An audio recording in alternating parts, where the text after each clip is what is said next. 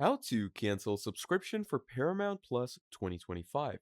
In this video, what we're going to be doing is we're going to be talking about Paramount Plus and how you can cancel your subscription. So, what you're simply going to be doing is you're going to make sure that you're logged in with your Paramount Plus account.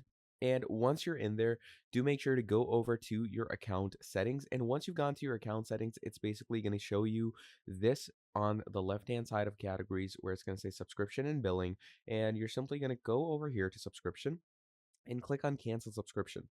And that is basically how easy it is.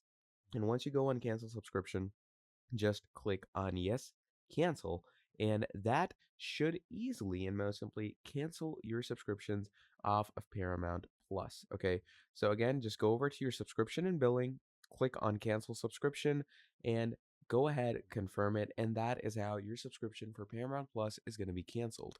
So thank you for watching this video till the end, and I'll see all of you next time. Have a great day. Goodbye.